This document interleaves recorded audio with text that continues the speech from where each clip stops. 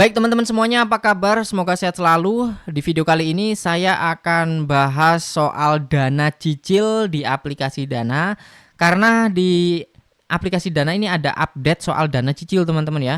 Update-nya seperti apa kita akan bahas sedetail mungkin. Nah, sebelum kita lanjut ke pembahasannya, saya mau kasih tahu bahwa di sini ada link Dana Kaget, tapi nanti linknya akan saya munculkan di video ini sebanyak beberapa bagian, entah itu 3 bagian atau 4 bagian.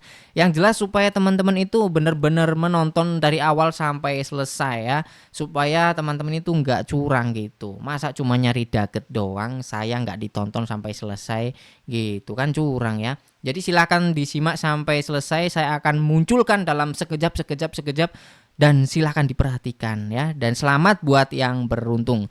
Oke, kita lanjut bahas aplikasi Dana, terutama dana cicil. Kita bisa klik di bagian menu ini dulu teman-teman, bagian lainnya, lalu kita cari menu dana cicilnya. Apa sih update-nya ya? Kita klik dana cicil, baik. Dan nah, ini dia update-nya. Yang sebelumnya itu tidak ada tulisan limitnya berapa, kita nggak tahu berapa yang bisa dipakai, kita hanya mengira-ngira saja. Ya kan, di awal dulu kita muncul dana cicil memang muncul, tapi kita nggak tahu limit kita itu berapa. Jadi mau transaksi itu orang bingung, ini cukup nggak ya gitu. Ternyata setelah dipakai nggak bisa, ternyata dipakai nominal kecil bisa. Nah, sebenarnya itu limitnya berapa? Nah, sekarang sudah dimunculkan teman-teman ya. Dana cicil sekarang sudah muncul itunya, limitnya. Keterangan limit punya kita. Dan untuk akun saya sendiri ternyata hanya Rp100.000. Jadi, ini limit dana cicil bisa saya pakai ya maksimal Rp100.000.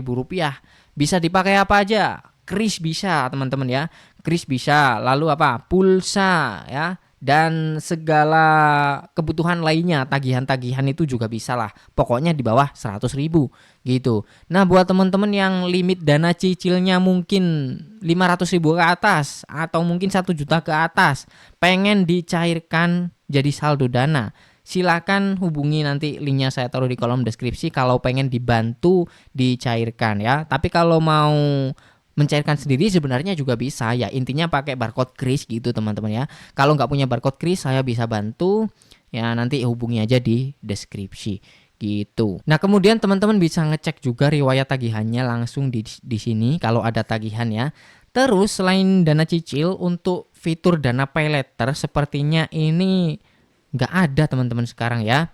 Jadi saya cari-cari di bagian akun itu juga kok nggak muncul dana pay letternya. Jadi saat ini ya masih dana cicil, nggak tahu lagi ini kalau masih ada perbaikan atau apa, saya kurang tahu.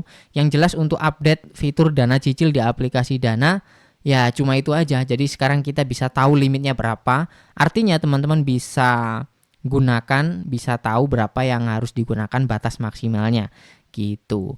Terus misalkan ada pertanyaan lagi, Bang kok punya saya nggak ada menu dana cicilnya? Saya udah pernah bikin videonya gimana tips untuk memunculkan fitur dana cicil di aplikasi Dana. Silahkan ditonton videonya, linknya saya taruh di kolom deskripsi. Nah, mungkin itu aja yang bisa saya share di video kali ini seputar update dana cicil. Terima kasih buat yang udah nyimak dari awal sampai selesai. Jangan lupa tekan like-nya kalau kalian suka. Sampai jumpa lagi di konten selanjutnya.